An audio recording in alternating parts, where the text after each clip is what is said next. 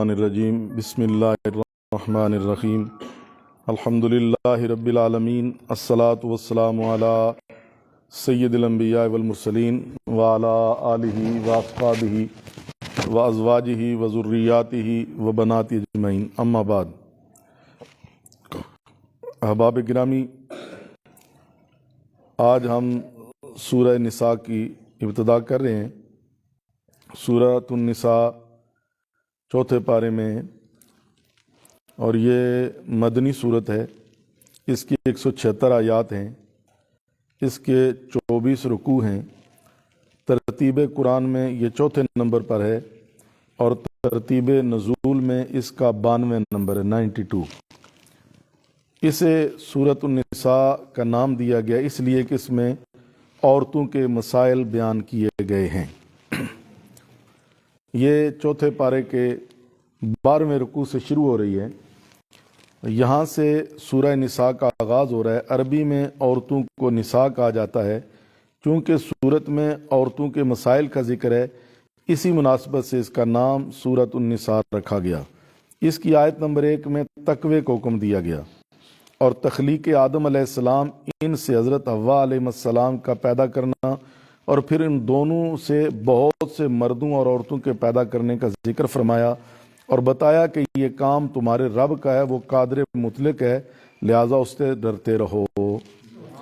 پھر دوبارہ تقوی کو حکم دیا کہ جس رب کے نام پر تم ایک دوسرے سے سوال کرتے اس سے ڈرو، اور باہم رشتوں کا خیال رکھو، کیونکہ مرد اور عورتیں سب اولاد آدم ہیں، اور ان کے درمیان باہمی رشتہ ہے۔ اور یہ بھی بتایا کہ اللہ تعالیٰ تمہارے اعمال کو دیکھتا ہے، تم اس سے بچ نہیں سکتے، نہ اسے کچھ چھپا سکتے ہو۔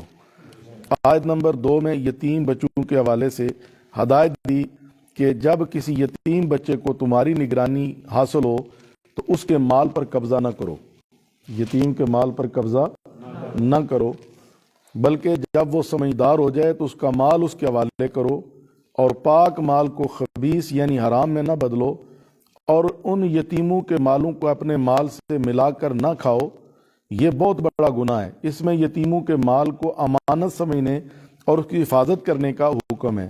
دور جاہلیت میں لوگ یتیم بچیوں کے مال کی خاطر ان سے شادی کرتے، لیکن ان سے انصاف نہ کرتے، ان کو پورا مہر نہ دیتے، تو حکم دیا کہ اگر انصاف نہیں کر سکتے تو دوسری عورتوں سے نکاح کرو، ان پر ظلم نہ کرو۔ ایک وقت میں 4 عورتوں سے اجازت دی گئی، اور فرمایا لیکن اس میں دنیاوی لالچ نہ ہو، اور بیویوں کے درمیان عدل قائم کرنے کو ضروری قرار دیتے ہوئے فرمایا اگر تم انصاف نہیں کر سکتے تو صرف ایک شادی کرو یا لونڈی حاصل کرو، اس لیے کہ تم ظلم کرنے سے بچو۔ آج کل لونڈیوں کا زمانہ نہیں، لہٰذا کوئی یہ نہ سمجھے کہ آج کل بھی ہم کوئی لونڈی حاصل کر سکتے ہیں، وہ زمانہ گزر چکا ہے۔ یہ مضمون آیت نمبر 3 میں بیان ہوا۔ آیت نمبر 4 میں عورتوں کے حق مہر کی ادائیگی کو حکم دیا کہ ان کا مقرر کردہ مہر خوشی خوشی ادا کرو، یہ ان کا حق ہے، اور تمہارے ذمہ قرض ہے۔ ہاں، اگر وہ تمہیں اپنی خوشی سے کچھ دیں یا چھوڑ دیں تو اسے کھا سکتے ہو، تمہارے لیے خوشگوار ہے۔ آیت نمبر 5 میں مال کی حفاظت کے طریقوں میں سے ایک طریقہ بتایا کہ جو بچے نہ سمجھ ہیں یا بالغ ہیں لیکن ان کو شعور نہیں تو ان کو مال نہ دو، کیونکہ اسی مال سے تمہاری زندگی کا نظام قائم ہے۔ البتہ ان کے کھانے پینے اور لباس میں کوئی کوتاہی نہ کرو، اور ان سے مناسب گفتگو کر کے ان کو سمجھانے کی کوشش کرو۔ آیت نمبر 6 میں یتیموں کے حوالے سے مزید ہدایت دیتے ہوئے حکم دیا کہ جب تک وہ شعوری عمر کو نہیں پہنچتے ان کو زندگی کے تجربات سے گزارو، ان کو خرید و فروخت کی مشق کراؤ، اور جب بالغ ہو جائیں تو ان کا مال ان کے حوالے کر دو، اور ایسا نہ کرو کہ ان کے بالغ ہونے سے پہلے ان کا مال چٹ کر جاؤ اور تمہیں یہ ڈر ہو کہ وہ بڑے ہو کر ہم سے واپس لے لیں گے۔ اسی سلسلے میں ایک اور ہدایت دی کہ اگر یتیم کا ولی، یتیم کے ولی سے مراد ہے نگران، جی، اس کی پرورش کرنے والا مالدار ہو تو وہ ان کے مال سے بچے، یعنی خود مالدار ہے جو ان کی پرورش کر رہا ہے تو ان کے بچوں کے مال کو خرچ نہ کرے، اور اگر محتاج ہو تو مناسب طریقے سے ان کے مال میں سے کھا سکتا ہے۔ دوسری بات یہ ہے کہ جب تم ان کا مال ان کے حوالے کرو تو گواہوں کی موجودگی میں ایسا کرو، کیوں؟ تاکہ کل کلاں کوئی فتنہ کھڑا نہ ہو جائے۔ اللہ تعالیٰ تو جانتا ہے، وہ حساب لینے والا ہے، لیکن لوگوں کی سازشوں سے بچنے کے لیے گواہی قائم کرنا ضروری ہے۔ جب کوئی انسان دنیا سے چلا جاتا ہے اور وہ مال چھوڑ جاتا ہے تو اس کو ترکہ یا وراثت کہتے ہیں، چونکہ فوت ہونے والا اس سے بے نیاز ہو گیا، لہذا اس کے قریبی رشتہ دار اور اس مال کے مالک ہو جاتے ہیں۔ اور جس طرح مرد وراثت کا حقدار ہے، عورت بھی حق رکھتی ہے، وہ مال کم ہو یا زیادہ۔ اس سلسلے میں اسلام کا نظام وراثت نہایت عمدہ ہے اور ہر ایک کا حصہ مقرر کر دیا گیا ہے۔ یہ مضمون آیت نمبر 7 میں بیان ہوا۔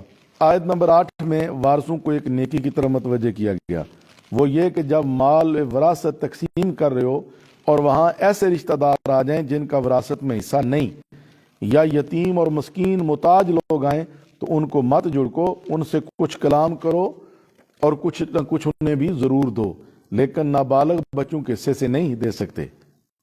نابالغ بچوں کا حصہ ہے وہ نہیں دے سکتے آپ، اگرچہ وہ اجازت بھی دیں۔ اس عمل کی ترغیب کے لیے آیت نمبر 9 میں ارشاد فرمایا، فرض کرو اگر تم اپنے پیچھے کمزور اولاد چھوڑ کر جاؤ اور تمہیں ان کی ہلاکت کا ڈر ہو تو تمہاری کیا حالت ہوگی، لہذا ان آنے والے محتاجوں سے اس نے سلوک کرو، اللہ تعالیٰ سے ڈرو اور سیدھی اور اچھی بات کرو۔ آیت نمبر 10 میں یتیموں کا مال کھانے والوں کو عذاب جہنم سے ڈراتے ہوئے فرمایا کہ جو لوگ ظلم اور زیادتی کے ذریعے یتیموں کا مال کھاتے ہیں، گویا وہ اپنے پیٹوں میں آگ ڈال رہے ہیں، کیونکہ ان کا انجام جہنم کی آگ ہے۔ 13واں رکوع 4 پارے کا۔ اور سورۃ النساء کی آیت نمبر 11 اور 12 میں وراثت کے احکام بیان ہوئے ہیں۔ ان میں پہلا حکم یہ ہے کہ فوت ہونے والے کی اولاد بیٹوں اور بیٹیوں پر مشتمل ہو تو لڑکے کو لڑکی کے مقابلے میں دگنا حصہ ملے گا، اور اگر صرف لڑکیاں ہوں تو اگر ایک ہے تو نصف ترکہ کی مستحق ہوگی، اور اگر 2 یا 2 سے زیادہ ہوں تو کل مال کے 2/3 3/2 کی مستحق ہوں گی۔ دوسرا حکم والدین کے بارے میں کہ اگر فوت ہونے والے مرد یا عورت کے ماں باپ دونوں زندہ ہوں تو ہر ایک کو کل مال کا 6واں حصہ ملے گا، لیکن یہ اس وقت ہے جب میت کی اولاد ہو۔ اگر اس کی اولاد نہ ہو اور صرف ماں باپ وارث ہوں تو ماں کو کل ترکہ کا حصہ 1 اور 3 جو ہے وہ باپ کو، باقی یعنی 3/2 ملے گا۔ تیسرا حکم یہ ہے کہ اگر میت کے بہن بھائی ہوں تو ماں کو 6واں حصہ ملے گا، لیکن اگر اس نے وصیت کی ہے تو پہلے وصیت پوری کی جائے اور وہ کل مال کے 1/3 تک ہو سکتی ہے۔ اسی طرح اگر قرض دینا ہے تو وصیت سے پہلے قرض ادا کیا جائے گا۔ اللہ تعالیٰ نے بتایا کہ یہ حصہ اللہ تعالیٰ نے مقرر کیا ہے، وہ حکمت والی ذات ہے، اس میں اپنی عقل کو دخل نہ دو، کیونکہ تم نہیں جانتے کہ تمہارے باپ دادا یا اولاد میں سے کون تمہیں زیادہ نفع دے سکتا ہے۔ پھر میاں بیوی کی وراثت کو حکم بیان کرتے ہوئے فرمایا، اگر کسی شخص کی بیوی فوت ہو جائے اور اس کی اولاد نہ ہو تو خاوند کے لیے کل مال کا نصف ہوگا، اور اگر اس کی اولاد ہو تو خاوند کو 4واں حصہ ملے گا، لیکن پہلے قرض ادا کیا جائے پھر وصیت پوری کی جائے۔ اگر اس پر قرض ہو یا وہ وصیت کرے اسے پورا کر کے اس کے بعد وراثت تقسیم ہوگی۔ اور اگر خاوند فوت ہو جائے اور اس کی اولاد نہ ہو تو بیوی کو 1 ہو یا زیادہ ان کو 4واں حصہ دیا جائے گا، اور اگر میت کی اولاد ہو تو بیوی یا بیویوں کو 8واں حصہ ملے گا جو ان میں تقسیم ہوگا، لیکن اس سے پہلے قرض اور وصیت کی ادائیگی ہوگی۔ اور اگر میت کلالہ ہو یعنی اس کے ماں باپ میں سے کوئی نہ ہو، تو وہ مرد ہو یا عورت ہو، اس کا بھائی یا بہن ہو، تو ان میں سے ہر ایک کو 6واں حصہ ملے گا، یعنی ماں باپ کی طرف سے بھائی ہو، اور 1 سے زیادہ ہوں تو وہ تیسرے میں شریک ہوں گے اور ان میں برابر تقسیم ہوگا، لیکن قرض اور وصیت کی ادائیگی سے پہلے ہوگی۔ یہ اللہ تعالیٰ کو حکم ہے اور وہ جانتا بھی ہے اور بردبار بھی ہے۔ آیت نمبر 13 میں اللہ تعالیٰ نے فرمایا کہ یہ احکام اللہ تعالیٰ کی طرف سے ہیں، اور جو شخص اللہ تعالیٰ اور اس کے رسول صلی اللہ علیہ وآلہ وسلم کو حکم مانے گا وہی جنت میں جائے گا، اور ایسے باغات ہیں جن کے نیچے سے نہریں جاری ہوں گی اور وہ اسی میں ہمیشہ رہیں گے، اور یہی سب سے بڑی کامیابی ہے۔ آیت نمبر 14 میں اس کے مقابلے میں اللہ تعالیٰ اور رسول اکرم صلی اللہ علیہ وآلہ وسلم کے نافرمان لوگوں یعنی جو اللہ تعالیٰ کے احکام سے تجاوز کرتے ہیں ان کے بارے میں فرمایا کہ ان کا ٹھکانہ جہنم ہے، وہ اس میں ہمیشہ رہیں گے اور ذلت والے عذاب میں ہوں گے۔ اس آیت میں 2 قسم کے لوگوں اور ان کا انجام ذکر فرمایا، یعنی فرما بردار اور نافرمان۔ 14واں رکوع آیت نمبر 15 میں عورتوں کی بدکاری کا ذکر ہے۔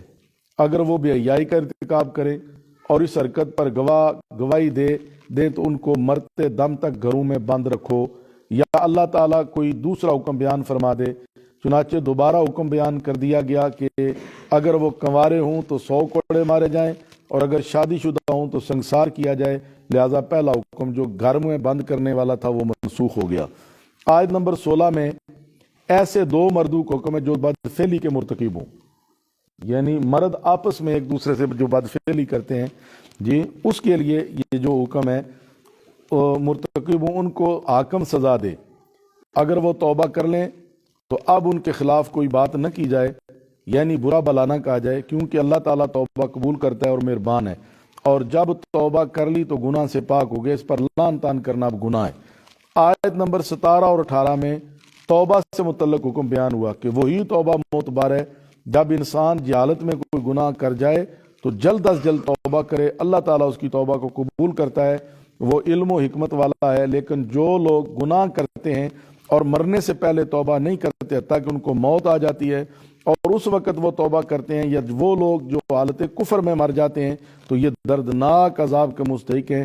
اس آیت کریمہ میں جلد از جلد توبہ کرنے کی ترغیب دی گئی ہے، اور توبہ کے بارے میں رسول اللہ صلی اللہ علیہ وآلہ وسلم نے فرمایا اگر کوئی بندہ گناہ کر بیٹھتا ہے تو وہ اچھی طرح سے جا کے وضو کرے، پھر 2 رکعت نماز صلاۃ توبہ پڑھے، اور پھر اللہ کی بارگاہ میں سچے دل سے توبہ کرے، اور اس عہد کے ساتھ توبہ کرے کہ یا اللہ میں آئندہ یہ گناہ نہیں کروں گا۔ پھر اس کی توبہ وہ اللہ سے امید رکھے کہ اللہ توبہ قبول کرنے والا ہے۔ لیکن اگر اس امید پہ توبہ کرے کہ میں پھر گناہ کروں گا اور پھر توبہ کر لوں گا تو پھر یہ توبہ نہیں ہے۔ توبہ کا معنی ہے کہ ایسی توبہ کہ اب اس کے بعد بندہ گناہ کی طرف راغب ہی نہ ہو۔ آیت نمبر 19 میں عورتوں کے ساتھ حسن سلوک کی تعلیم دی۔ عورتوں کا زبردستی وارث بن جانا، ان کو روک لینا، کسی دوسرے کے ساتھ شادی نہ کرنے دینا، ان کا مال ہتھیا لینا، ان سے منع فرمایا۔ البتہ اگر بے حیائی کا ارتکاب کریں تو ایسا حکم ہو سکتا ہے۔ اس کے بعد عورتوں سے اچھے سلوک کا حکم دیا، اور یہ بھی بتایا کہ بعض اوقات انسان ایک چیز کو ناپسند کرتا ہے اور وہ اس کے لیے بہتر ہوتی ہے اور اس میں بہت زیادہ بھلائی ہوتی ہے، یعنی ہو سکتا ہے بیوی کا مزاج تمہیں پسند نہ ہو لیکن اس سے اولاد اچھی پیدا ہو، لہذا اس کو طلاق دینے میں جلدی نہ کرو۔ یہ مضمون آیت نمبر 20 میں بیان ہوا۔ آیت نمبر 21 میں بتایا کہ اگر ایک عورت کو چھوڑ کر دوسری عورت سے نکاح کرو اور تم اس کو حق مہر میں ڈھیروں مال دے چکے ہو تو واپس نہ لو، کیونکہ اس طرح معلوم ہوگا کہ تم نے اس کی کوئی برائی کی وجہ ایسا کیا ہے۔ آیت نمبر 22 میں زمانہ جاہلیت کے ایک رواج کا رد کیا کہ وہ لوگ اپنی ستیلی ماں سے نکاح کرتے تھے، تو اسلام نے اس کو ماں کا درجہ دیا اور بتایا کہ ان سے نکاح کرنا حرام ہے اور یہ بے حیائی کا کام ہے، البتہ جو شریعت اسلامیہ کے آنے سے پہلے ہو چکا وہ اللہ معاف کرنے والا ہے۔ چوتھا پارہ آخری آیات بمائے 5واں پارہ پہلا رکوع۔ آیت نمبر 23 میں ان عورتوں کا ذکر کیا جن سے نکاح کرنا حرام ہے، یعنی مائیں، دادیاں، نانیاں، بیٹیاں، نواسیاں، پوتیاں، بہنیں، پھوپھیاں، خالائیں، بھتیجیاں اور بھانجیاں، اور دودھ پلانے والی رضائی مائیں اور رضائی بہنیں، بیویوں کی مائیں اور بیوی کے پہلے خامد سے بیٹی بھی حرام ہے، لیکن اس کے لیے شرط ہے کہ اس کی ماں سے جمع کر چکا ہو۔ اگر اس کی ماں سے جمع نہیں کیا اور طلاق ہو گئی یا وہ فوت ہو گئی تو اس لڑکی سے نکاح کر سکتا ہے۔ اسی طرح بیٹوں کی بیویاں، اس کے علاوہ ایک ہی نکاح میں 2 بہوؤں کو جمع کرنا بھی حرام ہے۔ اسی طرح پھپھی اور بھتیجی، خالہ اور بانجی سے بھی بیک وقت نکاح کرنا حرام ہے۔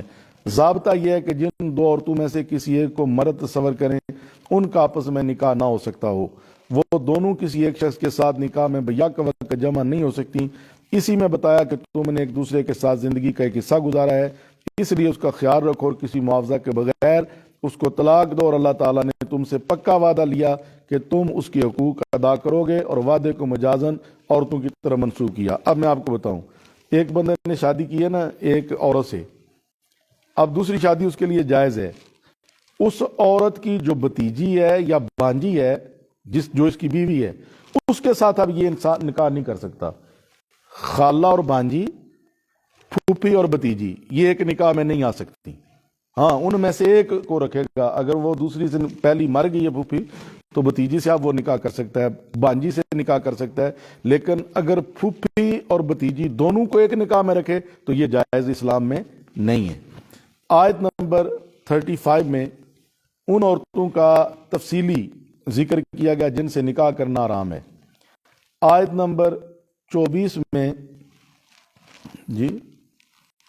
میں بتایا گیا کہ جو عورتیں کسی کے نکاح میں ہوں ان سے بھی نکاح کرنا حرام ہے جب تک وہ طلاق یا خاوند کی وفات کے ذریعے اس نکاح سے نکل نہ جائیں۔ البتہ لونڈی سے نکاح بھی ہو سکتا ہے، آج کل لونڈیوں کا سلسلہ ختم ہو چکا ہے۔ پھر جن عورتوں سے نکاح حرام ہے ان کے علاوہ عورتوں کو حکم بیان کیا گیا کہ وہ تمہارے لیے حلال ہے، لیکن اس کی صورت یہ ہے کہ مال کی صورت میں مہر ادا کرو اور نکاح کرو، ورنہ جائز نہیں۔ اسی آیت میں مہر کی ادائیگی کی تاکید فرمائی کہ جب تم عورتوں سے نفع اٹھاتے ہو تو ان کا حق مہر بھی ادا کرو جو تم نے مقرر کیا ہے۔ دوسرا مسئلہ یوں بیان فرمایا کہ مہر مقرر کرنے کے بعد اگر اس میں کمی بیشی تمہاری باہمی رضامندی سے ہو تو بھی کوئی حرج نہیں۔ اس کے بعد اللہ تعالیٰ کی دو صفات علم اور حکمت کا بیان ہے۔ اب کسی اور ایک عورت ہے، جیسے پہلے بیان ہوا کہ دادی، نانی، پھپھی، خالہ، بھتیجی، بانجی، ان سے نکاح نہیں ہو سکتا۔ پھر یہ بیان کیا کہ پھپھی، بھتیجی اور خالہ، بانجی بھی ایک نکاح میں دونوں نہیں آ سکتی ایک مرد کے۔ اور پھر یہ بھی بیان کیا کہ ایک عورت اس کا نکاح کہیں اور ہوا ہے، طلاق نہیں ہوئی، اب اس سے بھی نکاح کرنا جائز نہیں ہے۔ اب آگے آیت نمبر 25 میں فرمایا کہ اگر کوئی شخص آزاد عورت سے نکاح کی طاقت نہ رکھتا ہو تو ایمان والی لونڈیوں سے نکاح کرے۔ اللہ تعالیٰ تمہارے ایمان کے بارے میں خوب جانتا ہے کہ ان کا ایمان کس درجہ میں اور تمہارا کس درجہ میں۔ بحیثیت مومن تمہارا ایک دوسرے سے باہمی تعلق ہے۔ یاد رہے مومن لونڈی کی قید اس لیے ہے کہ عورت مومن ہو تو معاملات درست رہتے ہیں، ورنہ کتابیہ لونڈی سے بھی نکاح جائز ہے۔ پھر گزشتہ کی طرح دوبارہ یہ بات بتائی کہ بے حیائی کا راستہ اختیار نہ کرو، نہ تو زنا کرو اور نہ ہی عورتوں سے دوستی اور یاری لگاؤ، بلکہ ان کو نکاح کے ذریعے بیویاں بناؤ۔ اسی آیت میں لونڈی اور آزاد عورت کی سزا کے درمیان فرق بتایا کہ جب وہ بے حیائی کا ارتکاب کریں، لونڈیوں کی سزا آزاد عورتوں کی سزا سے نصف ہے۔ آزاد عورت زنا کرے تو اسے 100 کوڑے مارے جائیں، اگر کنواری ہو تو اسے سنسار کیا جائے، اور لونڈی کو بہرحال 50 کوڑے مارے جائیں، اور نکاح بھی اس کے مالکوں کی اجازت سے کرو۔ اسی آیت میں بتایا کہ لونڈیوں سے نکاح کی اجازت ان لوگوں کے لیے جن کو زنا کا ڈر ہو۔ یہ بھی پہلے کی بات ہے، اب لونڈیوں کا معاملہ ختم ہو چکا ہے۔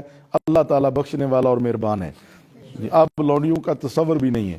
دوسرا رکوع ہے آیت نمبر 26 میں بتایا کہ یہ جو بیان کیا گیا تو یہ اللہ تعالیٰ کا ارادہ ہے کہ وہ تمہیں حلال اور حرام کے بارے میں ہدایت دے، جس طرح پہلی امتوں کو شرعی احکام کی تعلیم دی، اور یہ بھی کہ اگر تم سے کوئی خطا ہو جائے تو وہ تمہیں معاف فرما دے۔ وہ بردبار ہے، جلدی سزا نہیں دیتا، اور ہر کام کی حکمت کو بھی جانتا ہے۔ آیت نمبر سورۃ النساء کی آیت نمبر 27 میں بیان فرمایا کہ اللہ تعالیٰ تمہاری طرف اپنی رحمت کو متوجہ کرتا ہے، اور وہ لوگ جو اپنی خواہشات کے پیچھے پڑے رہتے ہیں وہ تمہیں بھی دین سے برگزشتہ کرنا چاہتے ہیں، اور ان کی خواہش ہے کہ وہ تمہیں سیدھے راستے سے بہت دور لے جائیں۔ آیت نمبر 28 میں اللہ تعالیٰ کی رحمت اور انسان کی کمزوری کا ذکر فرمایا کہ انسان کمزور پیدا کیا گیا ہے، اور رحمت خداوندی انسانوں کو زیادہ مشقت میں نہیں ڈالتی۔ آیت نمبر 29 میں 2 حرام کاموں سے منع فرمایا۔ ایک یہ کہ ایک دوسرے کا مال حرام طریقے سے نہ کھاؤ، یعنی سود، چوری اور رشوت وغیرہ کے ذریعے، بلکہ بام رضامندی سے تجارت کرو، یہ رزق حلال کا بہترین طریقہ ہے۔ دوسری بات یہ کہ حرام کاموں میں مبتلا ہو کر اپنے آپ کو ہلاک نہ کرو، کیونکہ یہ کام جہنم میں لے جانے کا باعث ہیں۔ اللہ تعالیٰ تم پر بڑا مہربان ہے، لہٰذا اس کی رحمت کا دروازہ چھوڑ کر جہنم کا راستہ اختیار نہ کرو۔ آیت نمبر 30 میں بتایا کہ جو شخص حد سے تجاوز کرتے ہوئے اور ظلم و زیادتی سے ایسا کرے، یعنی حرام مال کھائے اور اپنے آپ کو ہلاکت میں ڈالے، تو ہم اسے عنقریب جہنم کی آگ میں ڈالیں گے، اور یہ کام اللہ تعالیٰ کے لیے آسان ہے، مشکل نہیں۔ آیت نمبر 31 میں کبیرہ گناہوں جیسے شرک، جادو، ناحق قتل، یتیم کا مال کھانا، سود خوری، پاک دامن عورتوں پر زنا کا الزام لگانا وغیرہ سے بچنے کا حکم دیا، اور بتایا کہ اگر ان گناہوں سے بچو گے تو اللہ تعالیٰ تمہارے صغیرہ گناہ بخش دے گا اور عزت والے مقام یعنی جنت میں جگہ عطا فرمائے گا۔ دور جاہلیت میں بچوں اور عورتوں کو وراثت نہیں دی جاتی تھی، اسلام میں مردوں کا دگنا حصہ رکھا گیا، تو عورتوں نے تمنا کی کہ ان کا حصہ مردوں کے برابر ہو، تو تو آیت نمبر 32 میں بتایا گیا کہ جو فیصلہ اللہ تعالیٰ نے کیا وہ حکمت کی بنیاد پر ہے، مردوں کا حصہ دگنا رکھا، تم اس کی تمنا نہ کرو، ہر مرد اور عورت کے لیے اس کے عمل کا حصہ مقرر کیا گیا ہے، تم اللہ تعالیٰ سے اس کے فضل کا سوال کرو، یعنی دوسروں پر حسد کرنے کی بجائے اللہ تعالیٰ سے مانگو، اور اس نے جو فیصلہ کیا اس پر راضی رہو، کیونکہ اللہ تعالیٰ ہر چیز کا علم رکھتا ہے، اس لیے اس کے فیصلے حکمت پر مبنی ہیں۔ آیت نمبر 33 میں بتایا کہ جب ماں باپ یا قریبی رشتہ دار فوت ہو جائیں اور مال چھوڑ جائیں تو ہم نے اس مال کے مستحق بنائے ہیں، اسی طرح اگر کسی سے معاہدہ ہو تو ان کا حصہ ان کو ادا کرو، یاد رکھو سب کچھ اللہ تعالیٰ کے سامنے ہے، اس سے کچھ بھی پوشیدہ نہیں، لہٰذا وہ تمہارے اعمال سے آگاہ ہے۔ تیسرا رکوع 5ویں پارے کا اور سورۃ النساء کی آیت نمبر 34 میں بتایا کہ گھریلو نظام کے سلسلے میں مردوں کو ذمہ دار بنایا گیا، وہ کماتے ہیں، اہل و عیال پر خرچ کرتے ہیں، لہٰذا وہ افسر کی طرح ہیں، البتہ ان کے لیے رحمت و شفقت کا رویہ اختیار کرنا ضروری ہے۔ علاوہ ازیں مرد کی یہ برتری اللہ تعالیٰ کے حکم سے ہے اور ہر مسلمان مرد و عورت اس کا پابند ہے۔ اسی آیت کریمہ میں نیک عورتوں کی نشانی بتائی کہ وہ باادب ہوتی ہیں، شریعت کے مطابق حکم میں خاوند کی اطاعت کرتی ہیں، اس کی عدم موجودگی میں اس کے مال اور عزت کی حفاظت کرتی ہیں جس طرح اللہ تعالیٰ نے حفاظت کو حکم دیا۔ مزید بتایا کہ عورتوں کی طرف سے نافرمانی ہونا ہو تو اس سلسلے میں مرد کا کیا رویہ ہونا چاہیے۔ جن عورتوں سے نافرمانی کا ڈر ہو ان کی اصلاح کے لیے ترتیب وار 3 طریقے بیان کیے۔ 1، ان کو سمجھانا چاہیے۔ نمبر 2، ان کا گھر کے اندر بائیکاٹ کرنا اور ان کے بستروں سے الگ ہونا چاہیے سزا کے لیے کہ انہیں سمجھ آئے۔ تیسرا، ان کو ہلکی پھلکی اگر مارنا پڑے تو فرما بردار ہو جائیں تو وہ بھی جائز ہے، اور اس کے خلاف راستہ اختیار نہ کی، یعنی طلاق نہ دی جائے۔ اگر ہلکی پھلکی مار بھی پڑتی ہے عورت کو سمجھانے کے لیے تو وہ جائز ہے، لیکن حیوانوں کی طرح نہ مارا پیٹا جائے، سزا کے لیے سمجھانے کے لیے۔ اور لیکن اللہ کہتا ہے طلاق سے بچو، یہ اسلام میں جائز ہے لیکن ناپسندیدہ عمل ہے، طلاق نہ دی جائے۔ اور یاد رکھو تم عورتوں پر اتنی قدرت نہیں رکھتے جس قدر اللہ تعالیٰ تم پر قادر ہے، لہٰذا ان کے حکم کی تعمیل کرو اور ظلم نہ کرو۔ آیت نمبر 35 میں سرکردہ مسلمانوں یا حاکموں کو حکم دیا کہ اگر تمہیں کسی مرد اور عورت کے درمیان جھگڑے کا ڈر ہو تو ایک شخص مرد کے خاندان سے اور ایک عورت کے خاندان سے بطور فیصل بھیجو، اگر ان دونوں کی نیت صحیح ہوئی اور ان کا مقصد دونوں کے درمیان صلح کرانا ہوا تو اللہ تعالیٰ ان کے درمیان موافقت پیدا کر دے گا، وہ علم اور خبر والا ہے، لہٰذا اسے تمہاری نیتوں کا علم ہے۔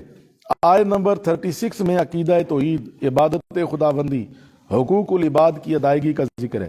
اللہ تعالیٰ نے حکم دیا کہ اس کی عبادت اس طرح کرو کہ اس کے ساتھ کسی کو شریک نہ ٹھہراؤ، ماں باپ، قریبی رشتہ داروں، یتیموں، محتاج لوگوں، قریب کے ہمسایوں، دور کے ہمسایوں اور پہلو کے ساتھی مثلاً بیوی، خامد یا ہم سفر اور ہم کلاس وغیرہ، اور مسافروں، غلاموں، لونڈیوں سے حسن سلوک کرو۔ اور اس آیت میں تکبر اور غرور کرنے والوں کی مذمت بھی ہے کہ یہ لوگ اللہ تعالیٰ کے پسندیدہ نہیں، جو متکبر ہو جائیں وہ اللہ کو پسند نہیں۔ آیت نمبر 37 میں تکبر اور غرور کے والوں کی علامت بتائی کہ وہ مال خرچ کرنے میں کنجوسی کرتے ہیں، دوسروں کو بھی کنجوسی کی ترغیب دیتے ہیں۔ اللہ تعالیٰ نے جو ان کو اپنا فضل عطا فرمایا مثلاً مال اور علم وغیرہ اسے چھپاتے ہیں، دوسرے لوگوں سے دور رکھتے ہیں، اور یہ لوگ جو وحی الہی کے منکر ہیں ان کے لیے ذلت والا عذاب تیار کیا گیا ہے۔ آیت نمبر 38 میں فرمایا کہ جو لوگ مال خرچ تو کرتے ہیں لیکن ان کا مقصد شہرت اور دکھاوا ہوتا ہے، جبکہ وہ اللہ تعالیٰ اور آخرت پر ایمان نہیں لاتے، وہ شیطان کے ساتھی ہیں، اور جس کا ساتھی شیطان ہو تو وہ بہت برا ساتھی ہے۔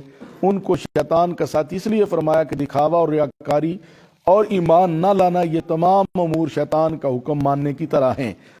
آیت نمبر 39 میں اس بات سے آگاہ فرمایا کہ اللہ اور آخرت پر ایمان لانا انسان کے لیے نقصان کا باعث نہیں، اسی طرح اس کے راستے میں خرچ کرنے میں بھی انسان کا اپنا ہی فائدہ ہے، لہٰذا ان کو ایمان لانا چاہیے تھا، کیونکہ انسان اس کام کے قریب نہیں جاتا جس میں اس کا نقصان ہو، تو اس میں اس کا نقصان نہیں بلکہ فائدہ تھا، اور اللہ علم والا ہے، لہٰذا وہ ان کی نیتوں اور مقاصد سے آگاہ ہے، نیتوں اور مقاصد سے آگاہ ہے۔ آیت نمبر 40 میں نیکی کا راستہ اختیار کرنے کی ترغیب دیتے ہوئے فرمایا کہ اللہ تعالیٰ ایک ذرے کے برابر ظلم نہیں کرتا. یہ اللہ کی شان ہے. کسی پر ایک ذرے کے برابر بھی اللہ ظلم نہیں کرتا، تاکہ نیکی کا اجر عطا ظلم نہیں کرتا، برابر ظلم نہیں کرتا کہ نیکی کا اجر عطا نہ کرے، بلکہ وہ تو نیکی کا دگنا اجر دیتا ہے، بلکہ اس سے بڑھ کر عمل کے ثواب سے زائد بہت بڑا اجر بھی عطا فرماتا ہے. آیت نمبر 41 میں بتایا گیا کہ انسان قیامت کے دن اپنے اعمال چھپا نہیں سکے گا، کیونکہ ہر امت کے رسول اس کے اعمال کی گواہی دیں گے، اور اس کی گواہی کی صداقت رسول اکرم صلی اللہ علیہ وسلم اور آپ کی امت کی گواہی سے ثابت ہوگی. اور جن لوگوں نے دنیا میں کفر کیا اور رسول اللہ صلی اللہ علیہ وسلم کی نافرمانی کی، وہ چاہیں گے کہ مر جائیں، کیونکہ وہ اللہ تعالیٰ سے کوئی بات چھپا نہیں سکیں گے. یہ بیان آیت نمبر 42 میں موجود ہے. چوتھا رکوع 5ویں پارے کا اور سورۃ النساء کی آیت نمبر 43 میں 2 حالتوں میں نماز کے قریب جانے سے منع کیا. انسان کی جب یہ 2 حالتیں وہ نماز کے قریب نہ جائے. ایک یہ کہ کوئی نشے کی حالت میں ہو، تو جب اسے ہوش نہ آ جائے اور یہ معلوم نہ ہو جائے کہ وہ کیا پڑھ رہا ہے، وہ نماز کے قریب نہ جائے. یہ اس وقت کی بات ہے جب شراب پینا حرام نہ ہوا تھا. اب بھی نماز کا یہی حکم ہے، لیکن شراب نوشی حرام ہے. اور دوسرا وہ شخص جو ناپاکی کی حالت میں ہو، وہ جب تک غسل نہ کرے نماز نہیں پڑھ سکتا. البتہ مسافر ہو اور پانی نہ پائے تو وہ تیمم کر کے بھی نماز ادا کر سکتا ہے. اسی آیت میں تیمم کی اجازت کا بیان ہے. اگر کوئی شخص اس قدر بیمار ہو کہ پانی کا استعمال اسے نقصان دیتا ہو، یا سفر میں اور پانی دستیاب نہ ہو، پیشاب اور قضاء حاجت یا عورتوں سے جماع کے بعد پانی نہ ملے، تو پاک مٹی سے تیمم کرے، یعنی وضو واجب ہو یا غسل، دونوں صورتوں میں تیمم کرے. اگر پانی نہ ملے پھر تیمم کا طریقہ بتایا کہ پاک مٹی پر ایک ضرب لگا کر چہرے کا مسح کرے، پھر دوسری ضرب کے ساتھ بازو کا مسح کرے. اللہ تعالیٰ درگزر فرمانے والا بھی ہے اور خوب بخشنے والا بھی. یہود و نصارہ کے علماء مال لے کر حضور علیہ السلام کے اوصاف حمیدہ اور دین اسلام کا وہ تذکرہ جو تورات و انجیل میں تھا چھپاتے تھے، تو اللہ تعالیٰ نے فرمایا یہ گمراہی کا راستہ ہے. وہ خود بھی گمراہ ہوئے اور دوسروں کو بھی گمراہ کرنا چاہتے ہیں. یہ بیان آیت نمبر 44 کے اندر موجود ہے. بیٹھ جاؤ 2 منٹ بیٹھ جاؤ، میں بیان کر رہا ہوں. آیت نمبر 45 میں مسلمانوں کی حوصلہ افزائی کرتے ہوئے فرمایا کہ اللہ تعالیٰ کو معلوم ہے کون تمہارا دشمن ہے، اور یہ کہ اللہ تعالیٰ تمہاری حمایت اور امداد کے لیے کافی ہے، لہذا دشمن سے گھبرانے کی ضرورت نہیں. اسی لیے بزرگ کہتے ہیں اللہ جن کے ساتھ ہو انہیں کسی کی پرواہ نہیں ہوتی، اور حق پر ڈٹ جانا یہ اللہ کو پسند ہے. آیت نمبر 46 میں بعض یہودیوں کی اسلام دشمنی اور رسول اکرم صلی اللہ علیہ وآلہ وسلم سے بغض و عناد کا ذکر فرمایا کہ وہ تورات سے اسلام اور حضور علیہ السلام کے اوصاف کو بدلتے ہیں اور کہتے ہیں ہم نے سنا لیکن ہم مانتے نہیں، اور یوں کہتے ہیں کہ آپ سنیں لیکن آپ سنائے نہ جائیں، اور لفظ رائنا یا رسول اللہ ہماری رعایت فرمائیں کو زبان کو ٹیڑھا کر کے پڑھتے ہیں، جو رائی نہ بن جاتا ہے یعنی ہمارا چراوا معاذ اللہ، اور دین میں تان کرتے ہیں، اس کی برائی بیان کرتے ہیں. اللہ تعالیٰ فرماتا ہے اگر وہ ان الفاظ کی بجائے یوں کہتے کہ ہم نے سنا اور فرما برداری کی اور آپ سنیں اور ہماری طرف نظر شفقت فرمائیں، تو اس کے لیے یہ بہتر ہوتا اور سچائی میں زیادہ ہوتا. لیکن انہوں نے جو باتیں کہیں وہ اس لیے کہیں کہ ان کے کفر کی وجہ سے وہ اللہ تعالیٰ کی طرف سے لعنت کا طوق اپنی گردن میں ڈال چکے ہیں، اس لیے ان میں بہت کم ایمان والے ہیں. آیت نمبر 47 انشاءاللہ 50 پہ ختم کرتے ہیں. 47 میں اہل کتاب کو قرآن پاک پر ایمان لانے کی دعوت دی اور بتایا قرآن پاک پر ایمان لانا تمہارے لیے اس لیے بھی ضروری ہے کہ اس کے نازل ہونے سے تمہاری کتابوں کی تصدیق ہو گئی، گویا یہ کتاب تمہاری محسن ہے. پھر ان کو عذاب دنیا سے ڈر سناتے ہوئے فرمایا جس طرح یہودیوں کے ہفتے کے دن مچھلیوں کے شکار سے منع کیا گیا تھا، لیکن انہوں نے ہیلے بہانے سے شکار کر کے اللہ تعالیٰ کی نافرمانی کی اور ان کو دھتکارتے ہوئے بندر بنا دیا گیا. کونوا قردۃ خاسئین، کہ ہو جاؤ ذلیل بندر. یہ موسیٰ علیہ السلام کی قوم تھی، بندر بنا دیا. تو ایسا نہ ہو کہ تمہارے چہروں کو بھی پچھلوں کی طرح پھیر دیا جائے، اس سے پہلے ایمان لاؤ اور اللہ تعالیٰ جو چاہتا ہے وہ کر گزرتا ہے. آیت نمبر 48 میں شرک اور مشرکین کی مذمت کی گئی اور فرمایا شرک و کفر کے علاوہ اللہ تعالیٰ جس گناہ کو بخشنا چاہے بخش دیتا ہے جبکہ وہ حقوق العباد سے متعلق نہ ہو۔ اور مشرک اللہ تعالیٰ پر جھوٹ باندھ کر بہت بڑے گناہ کا مرتکب ہوتا ہے، کیونکہ وہ معبودان باطلہ کو اللہ تعالیٰ کے برابر ٹھہراتا، گویا یوں کہتا ہے کہ اللہ نے ان کو اپنا شریک بنایا ہے، اور یہ جھوٹ ہے۔ یہودی اپنے بچوں کو لے کر حضور علیہ السلام کے پاس آئے اور کہا، اے محمد کیا ان بچوں کے ذمہ کوئی گناہ ہے؟ آپ نے فرمایا نہیں، تو کہنے لگے اللہ کی قسم ہم بھی ان کی طرح بے گناہ ہیں۔ تو آیت نمبر 49 میں اللہ نے فرمایا، محبوب کیا آپ ان لوگوں کو نہیں جانتے؟ اور اگر نہیں جانتے تو ہم آپ کو بتا دیتے ہیں، یہ لوگ اپنی پاکیزگی بیان کرتے ہیں، یہ غلطی پر ہیں۔ جو کہتے تھے نا ہم بچوں کی طرح ہیں، اللہ فرماتا ہے یہ غلط ہیں، یہ گناہ گار ہیں، یہ غلطی پر ہیں، بلکہ اللہ جسے چاہے پاک کرتا ہے، اور وہ کسی پر کجور کے چھلکے سے کھجور کے چھلکے کے برابر بھی ظلم نہیں کرتا۔ آیت نمبر 50 میں بتایا کہ دیکھو یہ لوگ کس طرح اللہ پر جھوٹ باندھتے ہیں، اللہ نے ان کو پاک کیا، یہ اس کے محبوب ہیں۔ یہ واضح جو حضور کے انکار کرتے ہیں اللہ کے محبوب ہونے کا، وہ واضح یعنی کھلے گناہ پر ہیں۔ اللہ تعالیٰ ہمیں عمل کی توفیق عطا کرے۔ انشاءاللہ العزیز جو سورت کا بقیہ ہے اس پہ کل